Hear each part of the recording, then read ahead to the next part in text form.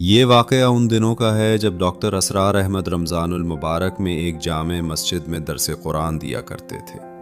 رمضان کی شامیں تھیں، فضا میں روحانیت گلی ہوئی تھی، مسجد کے صحن میں دسترخوان بیچ چکے تھے، کھجوریں، سموسے، پکوڑے اور شربت کے گلاس قطار میں رکھے تھے۔ مؤذن کی آواز سے پہلے سب کی نظریں آسمان پر جمی تھیں۔ اسی اثنا میں ایک بزرگ مسافر مسجد میں داخل ہوئے۔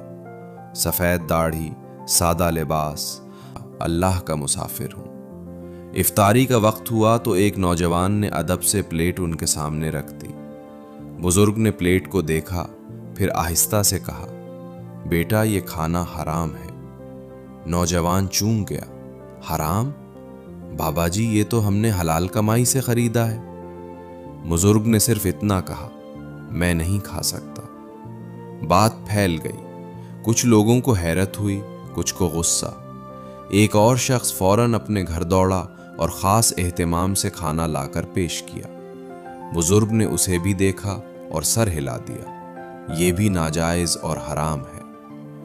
اب مسجد میں سرگوشیاں ہونے لگی۔ کسی نے کہا، یہ کون سا بزرگ ہے جو سب کو حرام کہہ رہا ہے؟ کسی نے شک کیا، شاید یہ ہمیں آزمانے آیا ہے۔ آخر کار ڈاکٹر صاحب کے ایک قریبی ساتھی نے کہا، چلو میرے گھر سے کھانا لے آتے ہیں، میں خود نگرانی کرتا ہوں کہ سب کچھ پاکیزہ ہو۔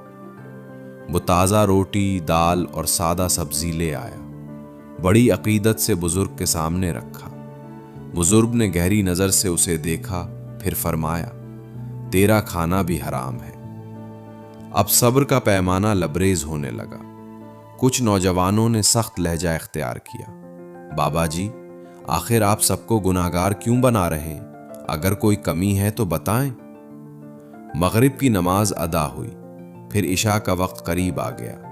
مسجد میں ایک بے چینی سی پھیل گئی، سب چاہتے تھے کہ اس معمے کا حل معلوم ہو۔ نماز عشاء کے بعد ڈاکٹر اسرار احمد صاحب نے خود بزرگ کے پاس جا کر نہایت نرمی سے پوچھا، حضرت آپ نے تینوں جگہوں کا کھانا حرام قرار دیا، براہ کرم وضاحت فرمائیں تاکہ لوگوں کے دلوں میں شک نہ رہے۔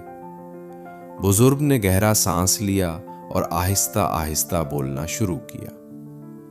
پہلی پلیٹ جو میرے سامنے رکھی گئی، اس کے منتظم نے پچھلے ہفتے ایک غریب مزدور کی اجرت روکی تھی۔ جب مزدور نے مطالبہ کیا تو اسے ڈانٹ کر بھگا دیا۔ اس کے دل کی آہ اس کھانے میں شامل ہے۔ مجمع خاموش ہو گیا، متعلقہ شخص کا چہرہ سرخ پڑ گیا۔ دوسرا کھانا جس گھر سے آیا، اس کے مالک نے زکوٰۃ کا حساب کم بتایا۔ اس نے سمجھا کہ کوئی دیکھ نہیں رہا، مگر اللہ دیکھ رہا تھا۔ وہ شخص بھی سر جھکا کر بیٹھ گیا۔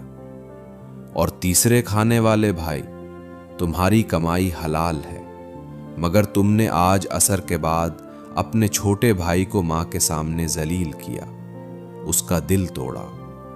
جس رزق میں تکبر اور دل آزاری شامل ہو جائے، وہ روح کے لیے زہر بن جاتا ہے۔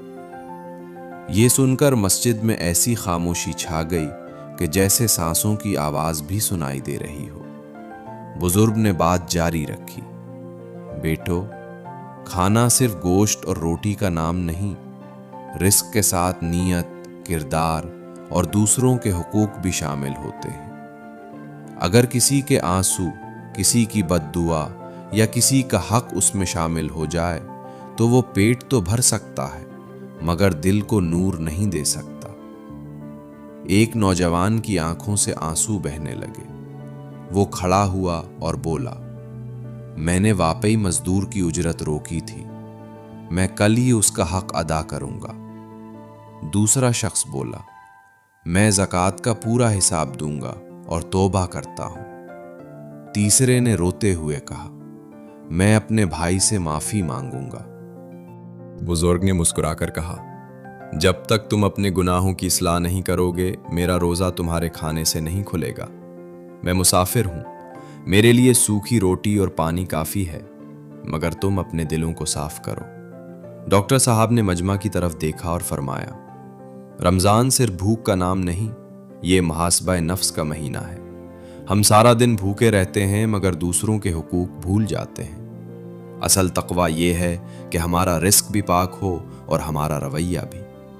اسی رات کئی لوگ اپنے گھروں کو لوٹے تو ان کے دل بدلے ہوئے تھے۔ کسی نے مزدور کو ڈھونڈ کر اس کی اجرت ادا کی، کسی نے زکوٰۃ کا بقایا حساب نکالا، کسی نے اپنے گھر والوں سے معافی مانگی۔ اگلے دن افطار سے پہلے وہی بزرگ دوبارہ مسجد میں آئے۔ اس بار وہی لوگ کھانا لے کر آئے مگر ان کے چہرے ندامت اور عاجزی سے جھکے ہوئے تھے۔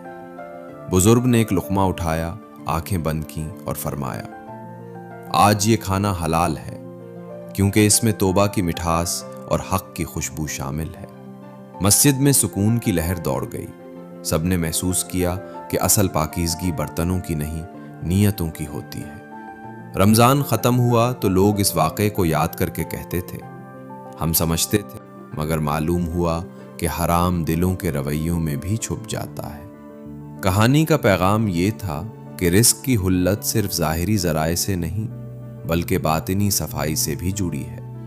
اگر ہم کسی کا حق ماریں، کسی کو دکھ دیں یا تکبر سے پیش آئیں تو ہماری عبادت کا ذائقہ پھیکا ہو جاتا ہے۔ اور یوں وہ مسافر بزرگ چلے گئے مگر جامع مسجد کے نمازیوں کے دلوں میں ایک ایسا سبق چھوڑ گئے جو ہر رمضان انہیں یاد دلاتا رہا کہ اللہ کے ہاں صرف روزہ نہیں، نیت بھی قبول ہوتی ہے۔ روزہ رکھنے سے انسانی جسم کے اندر خراب خلیات خود بخود ختم ہو کر نئے بننے لگتے ہیں۔ پورے سال مسلسل کام کرنے والے معدے کو روزے کے ذریعے آرام ملتا ہے، جس سے نظام ہضم کی کارکردگی دوبارہ بہتر ہو جاتی ہے۔